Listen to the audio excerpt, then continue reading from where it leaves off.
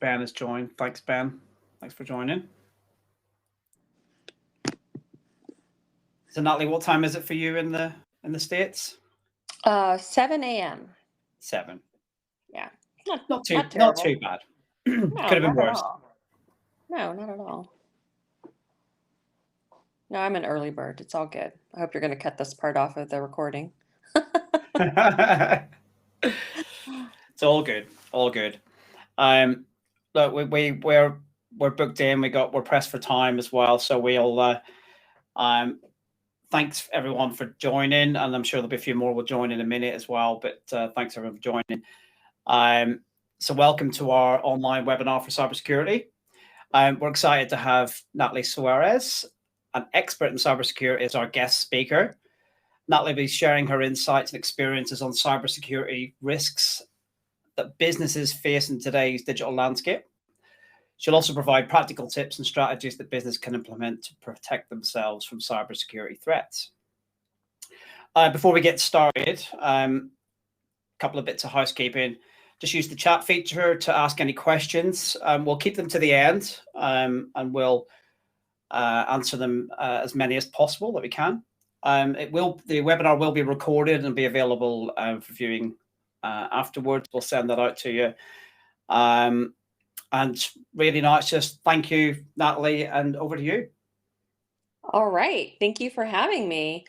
So I'm here to talk to you about why you should care about cybersecurity and how you can protect your businesses. So, honestly, what happens is most businesses, they just simply don't spend enough time or effort evaluating risks. So it's really important to go ahead and try to learn some of those threats and be prepared. It's not like it used to be, where you used to have specialized news sources to find information on cybersecurity. It's pretty much in our news every day. I mean, there's been a lot of activity in the UK. I'm sure you guys have heard on the news lately. So, another thing that we need to consider is, all of us are still struggling, I think, a bit, even though, you know, the main the main part, of COVID, the main impact is not as bad as it was at first, but it caused a lot of us to shift to remote environments. So you have to consider now, how am I protecting our company or corporate assets or corporate data when I have a lot of employees now that are working from home? How am I monitoring those devices and their activities without interfering with how they're working? And I think a lot of times too, and it's just because it's just not top of mind, that we really go ahead and we really underestimate the cyber risks. And like I said, there's been so many things in your area in the news right now, and you'll see some of those screenshots on the it coming up in my slide deck. So, like I said, it's really important to understand the cyber threat landscape. So, you've made a really good first step by attending a webinar like this and listening to people like Ingenio Tech. And we're going to go from there, and we're going to share some of these concerns and some info on the cyber landscape with you. So, what are some of these concerns? Well, I actually like to start with what I call definition time. Um, the definitions are really important so we can all set our ground truth and all know what we are talking about. And dwell time is a really important definition, and it's a really simple term, but I want to make sure we're all playing from the same sheet of music. And what this is, dwell time is actually the amount of time that a threat actor or an unwanted person or individual or organization is in our system. It's from the time they get into the system until the time they leave the system.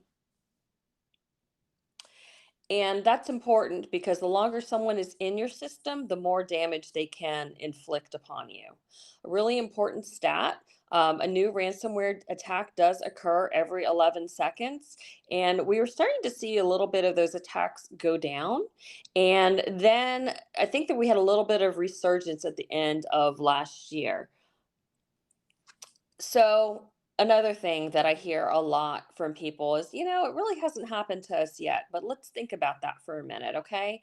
So, we have to be protected and we have to be correct and secure 100% of the time, right? And the bad guy only has to get it right one time to get in.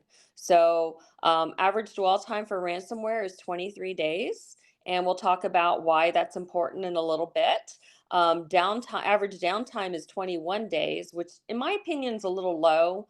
I know that I work with a particular client that had a ransomware event, gosh, almost a year and a half ago, and they're still dealing with repercussions of that. They're not completely down. They were back up and running probably in about 4 weeks, so 28 business days. But the repercussions are continue longer and longer. One of the things that I have found that's really interesting between here in the States and there in your region, because I am in the States right now, is that actually business reputation loss is a much bigger deal in your area of the world than it is here. I mean, we're not going to stop. So we had a major retail chain a few years ago had a very widespread attack target, which actually came through a third party vendor. And none of us really stopped shopping at Target, and they're a huge chain, but there are other options. And I've just heard from other individuals and seen in reports that I get, like from your NCSC, your National Cybersecurity Center, that reputation damage is really a much bigger deal in your area of the world. These figures are in US dollars, but the average cost of recovery is about 1.85 million, and that doesn't include paying the ransom. There's been increased legislation globally. So even though you may live in the UK and I live in the US, when I'm dealing with clients that live in the UK, I still need to pay attention to your privacy laws and vice versa. Cyber insurance is becoming more of a big thing in your area of the world right now. And in our area of the world, we're seeing them ask very specific questions. I know they're asking for some very specific protections in order to write those policies in the UK.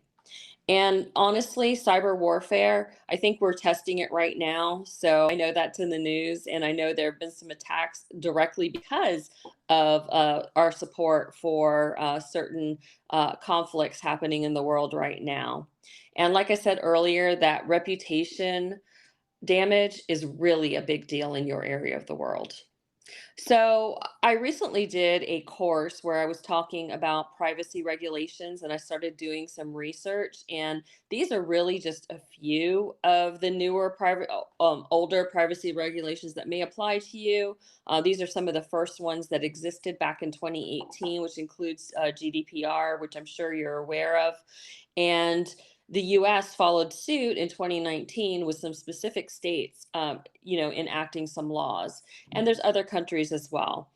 But this is by far not a comprehensive list. I could have spent weeks researching all the privacy regulations that there are, but this is just an example.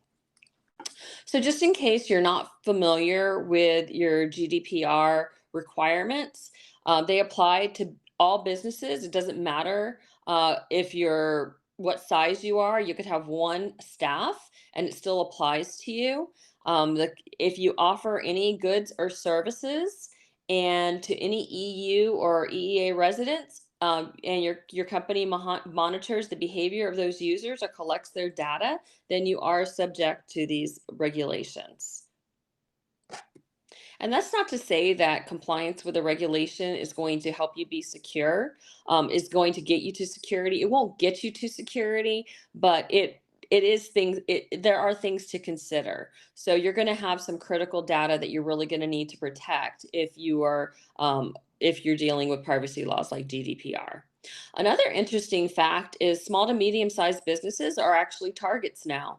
Again, back in the good old days, it was all the enterprises that the bad guys were going after because they wanted that biggest bang for the buck. And what's happening now is that gap is shrinking. It is shrinking more and more, and they're going after more and more small businesses. They're finding that it's easier to go and attack a few small businesses than to go after one enterprise. So this is just an example of some of the things happening in the current landscape.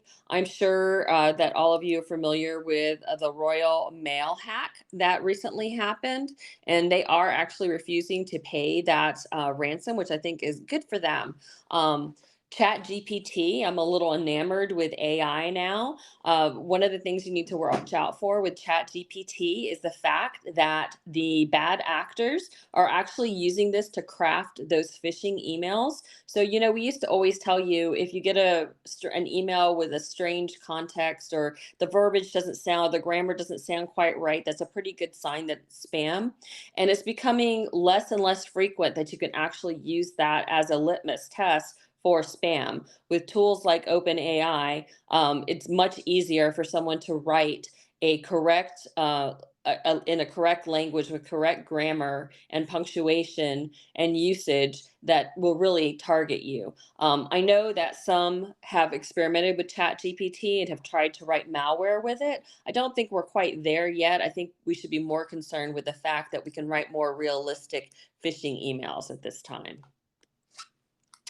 So, according to the National Cybersecurity Center, ransomware is still a huge deal. So, you've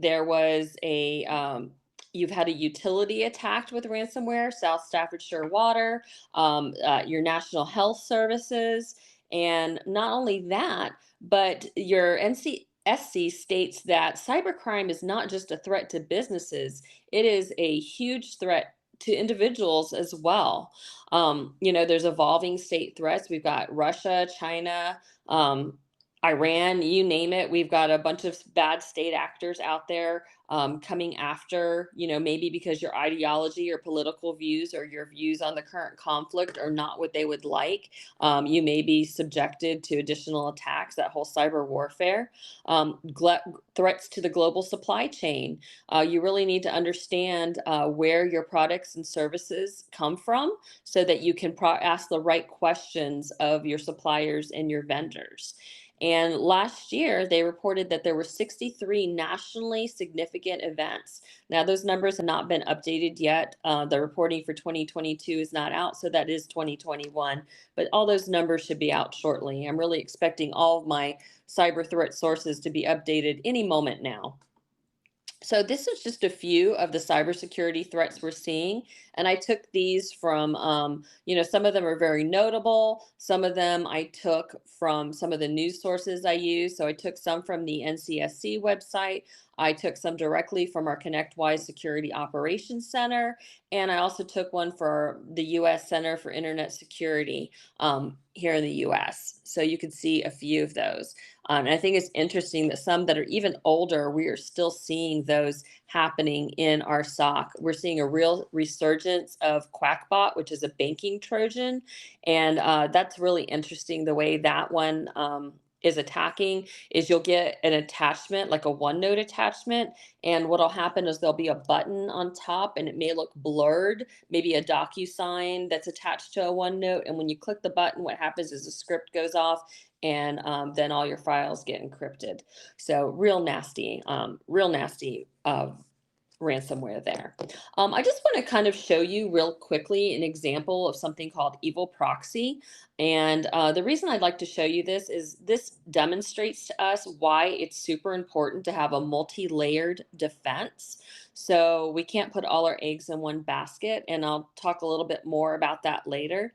But Evil Proxy is a ransomware as a service or phishing as a service. And what I mean by that is threat actors run an entire enterprise, an entire business, just like you do on the dark web.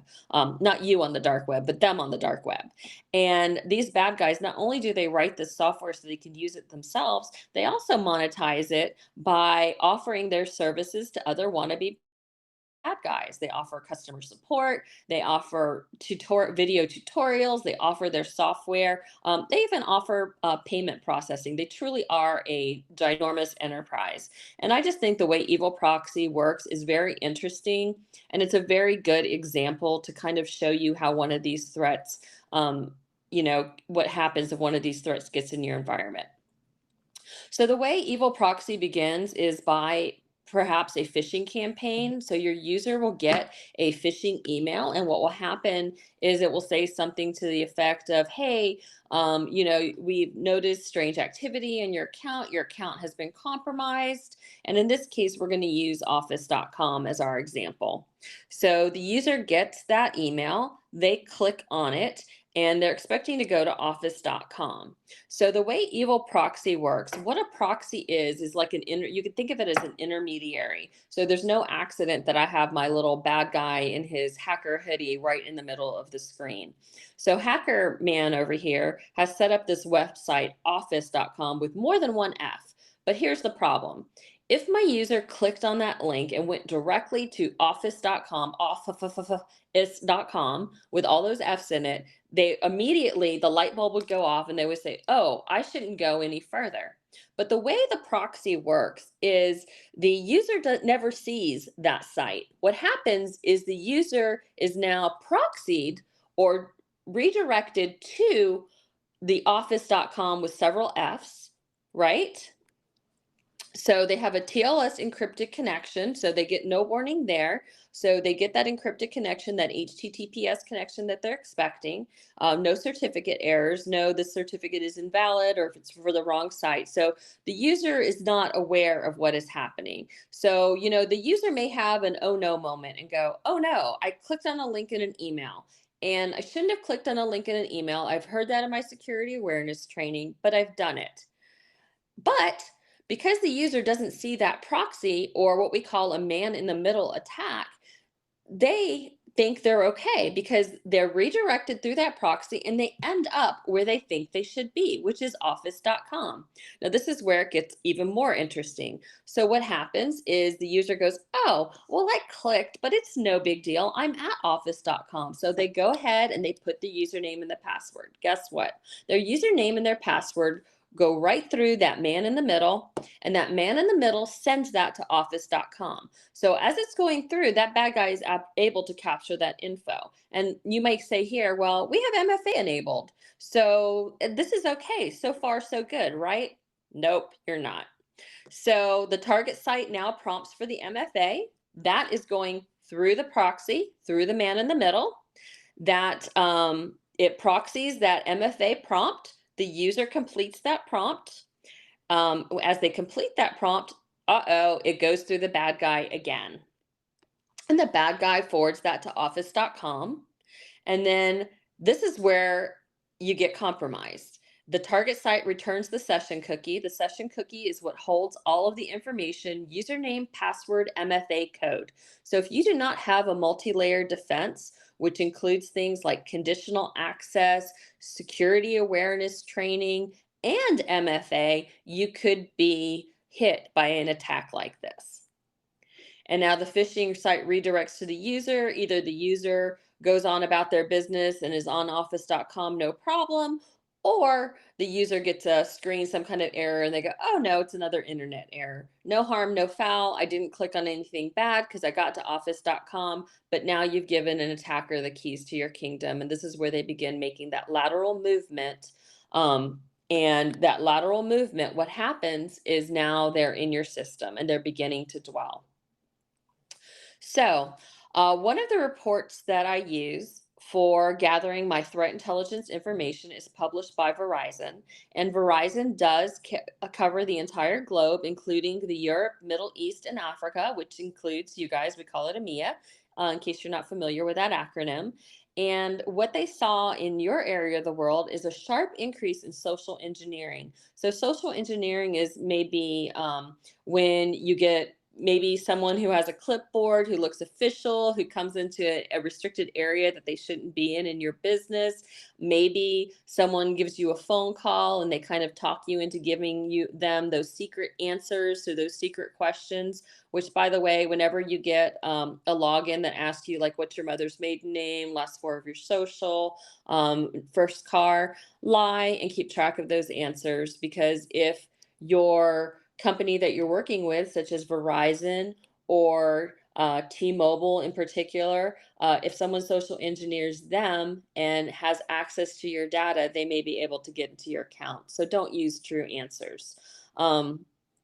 So, in general, social engineering was 60% of all breaches, which is different than it is here in the US. Also, the UK breaches were much more costly than those across the European Union in general. The global average cost of a data breach, 4.56 million, and the UK won fourth place. So you get an honorable mention. You don't get a medal behind the United States. I take it where it looks like we may have been number one there. The Middle East was number two, and Canada was number three. Again, from that same report, this is the Verizon Data Breach Investigations Report, and there are links in here which Ingenio Tech can share with you if you're interested in reading these reports on your own.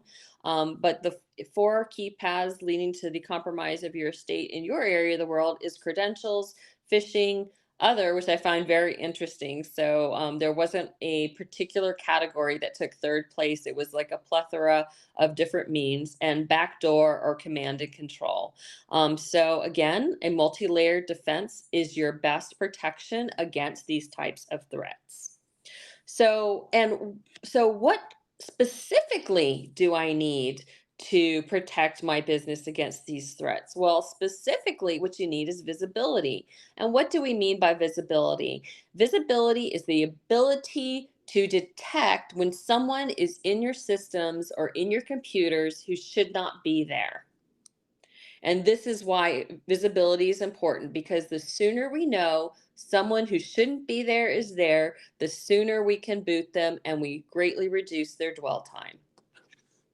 So, what is that minimum acceptable technology to protect my business? Well, it was really hard for me as a cyber professional to only talk about five, because I want to talk about the big long list, but I don't want to overwhelm you. These are five really good things that you could do right now that will help protect your business. Notice there's five things, not one. It is a multi-layer defense. An incident response plan. That is a written plan that says if something bad happens, and it doesn't just include cyber. So if there's a fire, if there's an electrical outage, if I detect someone in our system, if we are ransomed, if we fall for a phishing attack, what are our next steps? Who do I go to and what do I do? And this is a written plan, not stored on your server. Well, I mean, can be, but you want to have it printed too, just in case. And the most important part about the incident response plan is you actually want to practice it.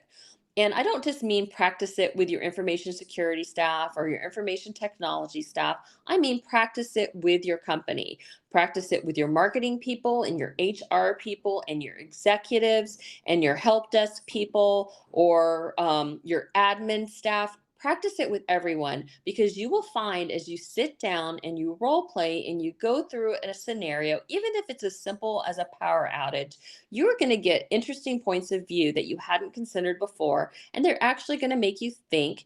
And you're going to have some really good information, a really great incident response plan if you practice it and you make modifications as you hear that great tidbit of information from HR or marketing. Don't discount people who are not in the technology part of your business.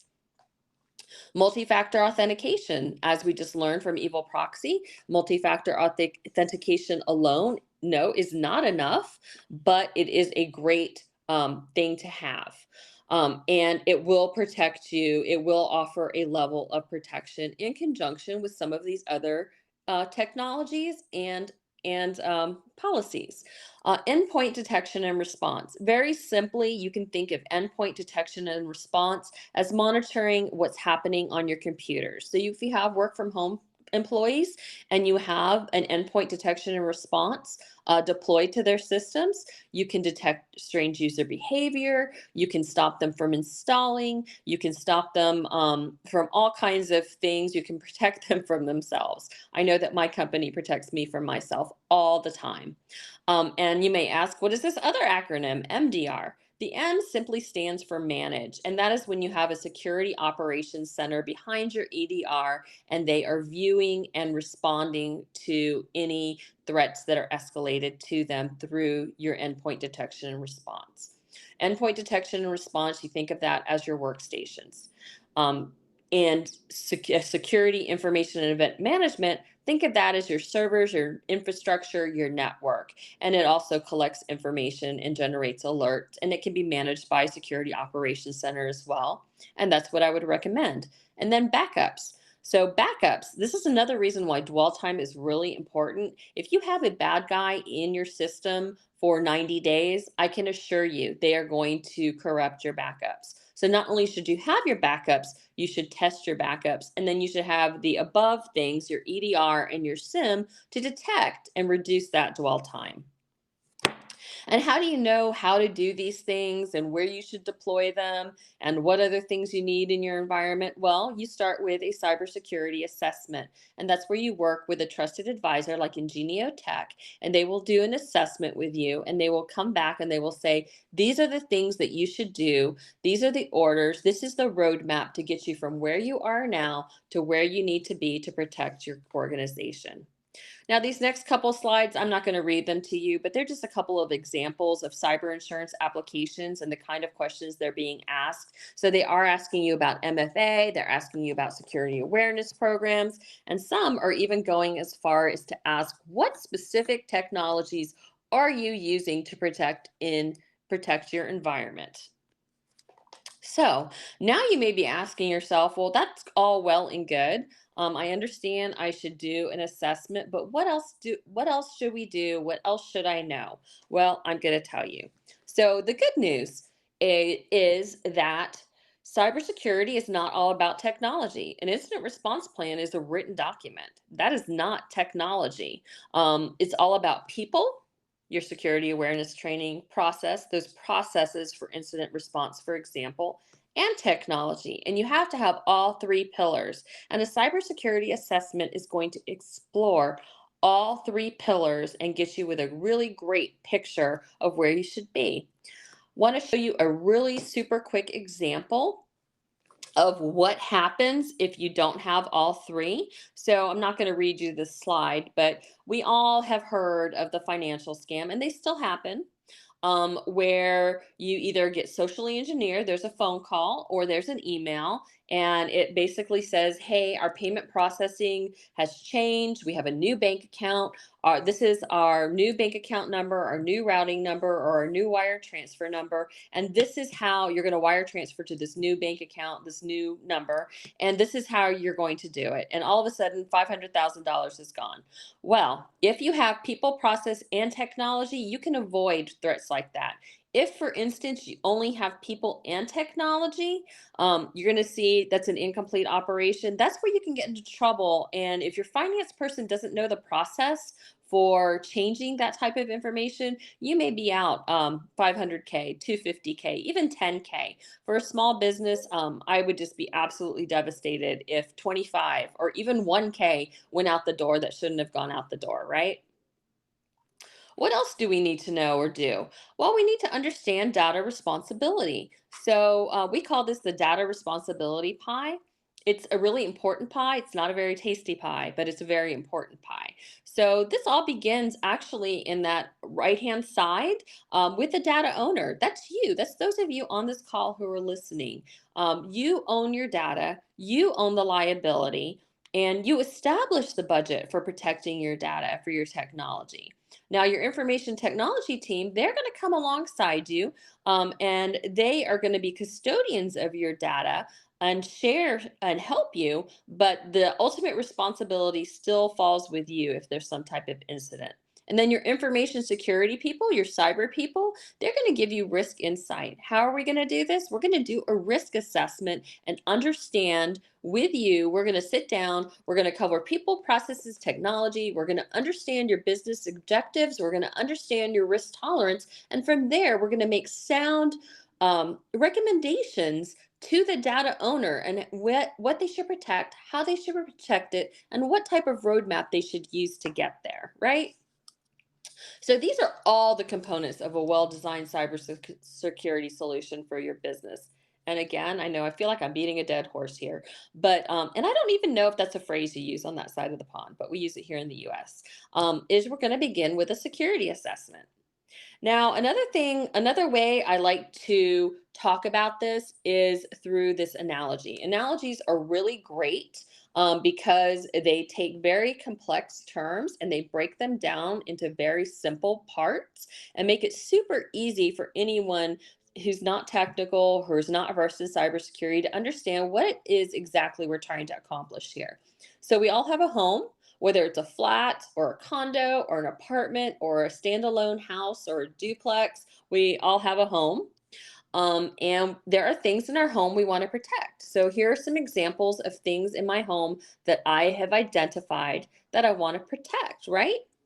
So, how do I protect these things? Well, my first line of defense is my doors, my windows, my locks, education, and that education, security awareness training, or education training my teens to be careful what they post on Instagram or TikTok or whatever, or even allowing them to have TikTok, which I wouldn't, but that's another conversation. Um, how do I detect if someone unwanted is in my home? Well, I have an alarm, I have a ring camera, I have a nosy neighbor or a neighborhood watch. How do I respond if someone who shouldn't be there is there? I may have an attack dog. I may choose to run away. I may choose to call the police. If I'm feeling particularly violent, I may pull out a baseball bat. And how do we recover? Well, I kind of made a little switch here. An incident response plan. You can have an incident response plan for your home. I know I live in Tampa, Florida, and we have to have a hurricane plan. So you could have a hurricane plan. You could have a plan in the case of electricity going out in your home. You could have a plan to meet up if you're separated, if there's an event of some type. And in cyber, you could have a cyber incident response plan. You're going to have your backup systems. Even at home, I back up my home computer. If that were to be stolen, I'd be much sadder than if my TV were stolen. Because if my TV is stolen, my insurance is going to get me an even better TV because that technology moves so fast. But if my computer is stolen with my personal financial data and all my family photos and my information on where all my family lives, that's a really different feeling, but it is backed up. So I could restore it. Insurance, your homeowners, your liability, your cyber insurance, and, in the case of a natural disaster, emergency equipment, right? Now, what is all of this? This is how we identify, protect, detect, respond, and recover. And I just taught you the NIST, the National Institute of Standards and Technologies, which is an international standard, how they break apart cybersecurity. So, first, we're going to identify what we have, our data assets, what's most critical. We're going to decide how we protect them. We're going to decide how we detect via an EDR or SIM. If someone who shouldn't be accessing that gets in, we're going to say, how are we going to respond? We may respond by generating alerts from those tools. And how are we going to recover? We're going to pull out our incident response plan. We're going to restore our backups. And we call this the right cybersecurity. Now, I know I've showed you a lot of data. I know it may be a bit overwhelming, but Ingenio Tech is our partner here at Connectwise, and they want to partner with you and they want to help you get to that right cybersecurity. So, when I first started my career, I was a software developer, so I could say this next sentence. Software developers are insane. We are crazy people. And I used to have a boss who used to always say, perfect is the enemy of done. And I feel that really applies to cyber. Don't be overwhelmed. Work with someone like Ingenio Tech and take those first steps and just take a step. Just start. Don't worry about getting it all done in one big step. And I finally had to look up that quote on the internet. I usually say interwebs, but I'm not serious when I say that. And found that it's a Voltaire quote. So that makes my old boss, a really smart guy, right? Quoting Voltaire. And the quote is, "The perfect is the enemy of the good." And basically, what that means is don't be overwhelmed and not start somewhere. We don't have to get it perfect, but we do need to start and we do need to get it done to protect our businesses, to protect our families. And how should we start? Well, you should talk with Ingenio about security and start with a security assessment. So we have reached the portion of our programming where we're going to dive into our Q&A. So if anyone has any questions, we would be happy to field those. That was amazing. Thank you for that, Natalie. Thank you. There was a question came in actually asking about your office.com scenario, your man in the middle scenario. Yes. And it was, how does the man in the middle prevent the browser showing the office.com domain in the address bar? That's the office with the multiple Fs. It may or may not flash quickly, but that's the way a proxy works, is that it's kind of, proxies are invisible. We work with, you may not know it, but you're working with proxies all the time, to proxy data from one place to another. It may flash quickly, but most likely not. Okay, that's cool. We've got another question. How can small businesses with limited resources implement effective cybersecurity measures? So you've kind of covered some of this already. But what do you think? You know, because it is overwhelming for people. Where should they start? It is. So honestly, you need to start by taking a hard look at what you have. You need to do that risk assessment, because that's going to look at things like, cybersecurity is not one size fits all. You're going to have to look at what your business objectives are, what your risk tolerance is, and really that very first step is just identifying, just like we talked about, identifying what you have.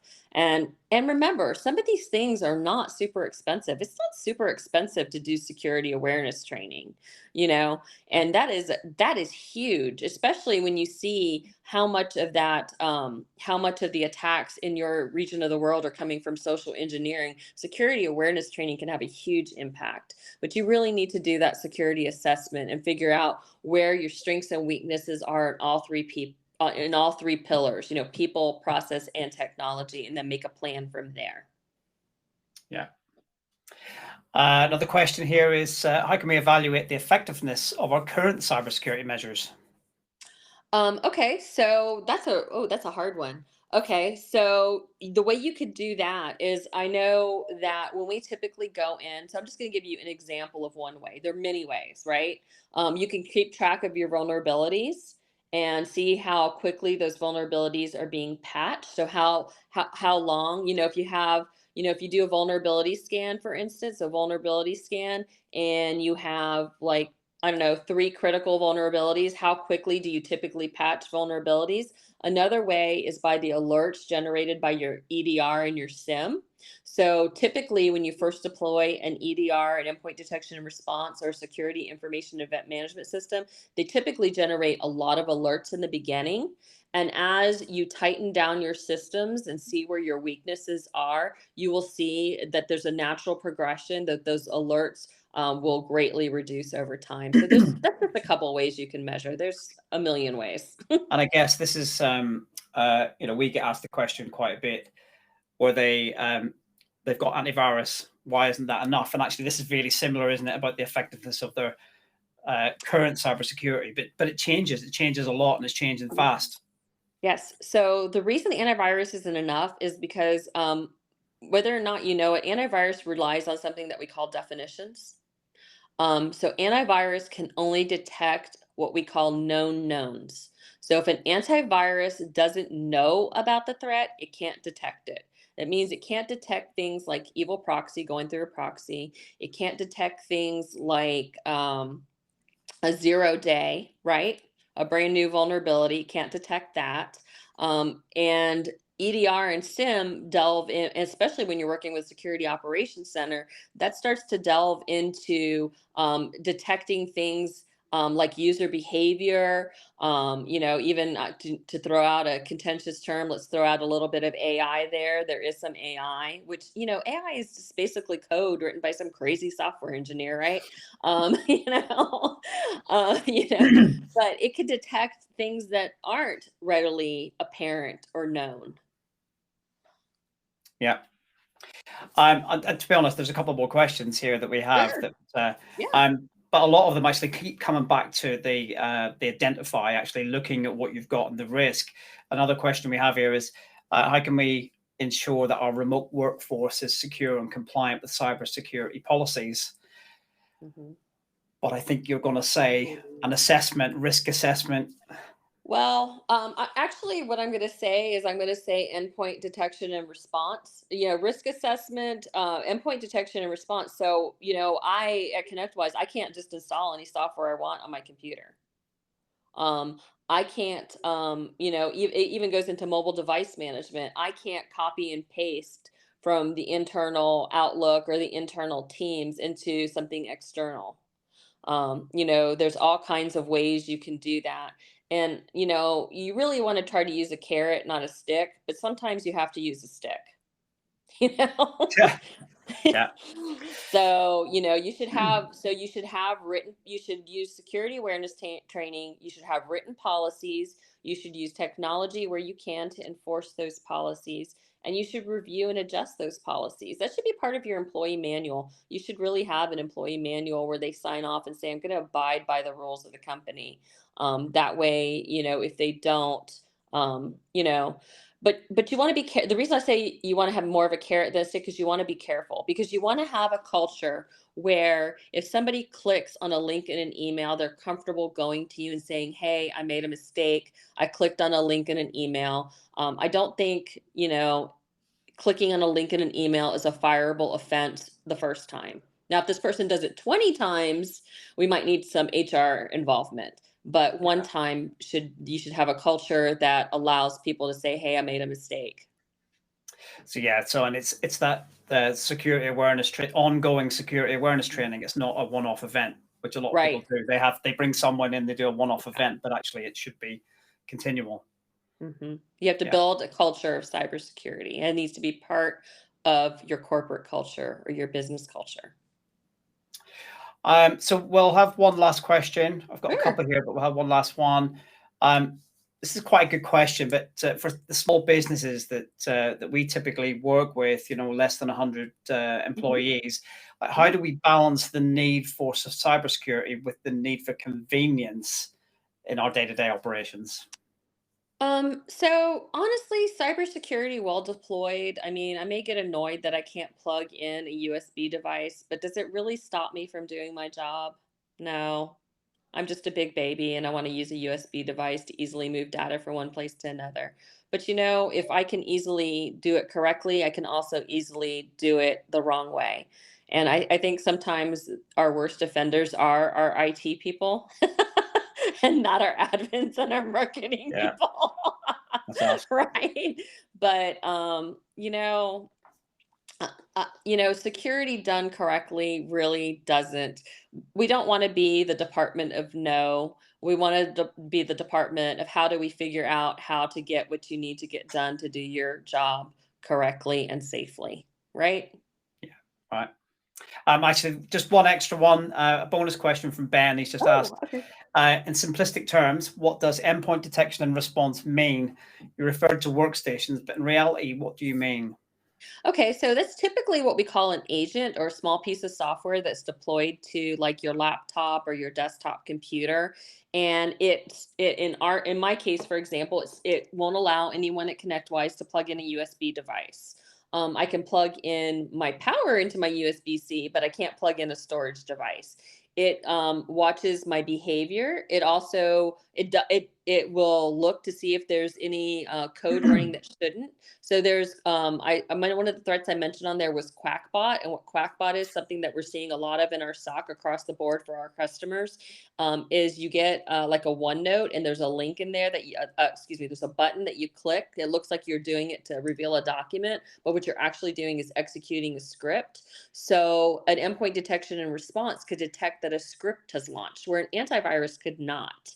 It's just all the protections for that workstation that are, whether it's a desktop or a laptop that your employees are using, whether it's at home or plugged into the office infrastructure. Is that good? Does that answer the question? Yeah, I think that's we typically talk about it being the natural successor to antivirus. Yes. Oh, Um, definitely. yeah, and one of the examples that we had one time we were trying in the workshop trying to do a replace a hard drive in a computer, and the software. So we put backup software on there to basically move all the data from one drive to the other, and it just prevented it because the behavior wasn't the natural behavior of the machine. and it knew that it was like, okay, this backup software is legit, but you don't normally do that, and so it just prevented it from happening. And that's the kind of behaviors that we see. And of course, we partner with the SOC, so they're on that right away, looking at that and saying, is this right? Because we're not going to let this go through. Let us know. Exactly. Great example. Fantastic. All right. Well, thank you so much for your taking the time out of your day, early as well as it is. It's been amazing. Thank you everyone for joining and joining the webinar. It's been great. Thank you. All right. Take care. Thank you. All right. Thank you. Bye-bye, everyone.